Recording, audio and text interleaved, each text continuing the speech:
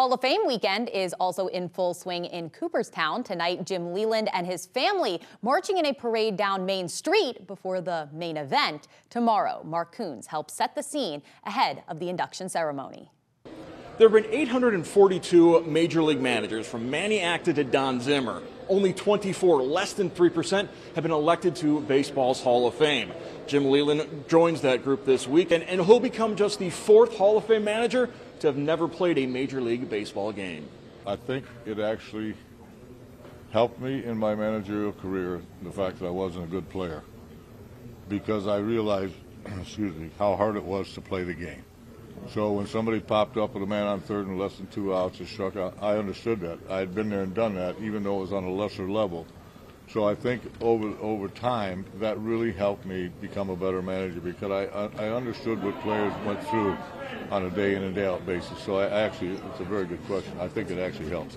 There's an old saying, there's no crying in baseball. Well, that's a cliche the Leyland family has never embraced. You know, sometimes, and you try to guard against it, really, but sometimes you can't. Sometimes it just comes out, and you know, it's funny because the people won't be able to see it, but my daughter helped me a lot. When I was talking about the speech, I wrote my entire speech, except one little part that my son gave me, but my daughter probably said it best. You know, I was getting advice from a lot of people, and my daughter said, "Dad, just tell them how you feel." That's pretty good. But she also got me a white hanky for her. I don't know if I have it. It's white. But when you open it up, it says there's no crying in baseball printed. Very nice. You Leyland certainly wear your emotions on your sleeves. Yeah. Where did that come from?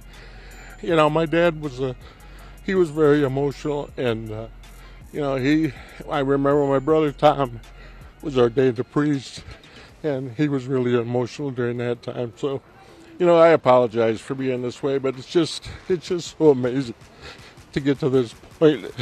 You know, as a little kid, I remember guys like Leyland and all those guys, and how they, you know, I watched them play and then get to all meet them and go through all those things. You know, and it's been great for my kids and my family, so we're real happy. But I think the emotional part of it came from my dad. You know, people ask me at times, you know, why does Jim cry? And I said, I think it's because he's talking from his heart. You know, which I think is really, really good, you know, and he means what he says. And, you know, I don't know. I know there's a lot of great people at this Hall of Fame, but I'm not sure if there's anybody with any heart for baseball than Jim. So, you know, we're happy about that, you know. Growing up in Northwest Ohio, those who knew Leyland best called him Jimbo. Well, after tomorrow, everybody can call him Hall of Famer. In Cooperstown, Mark Coons, BCSN.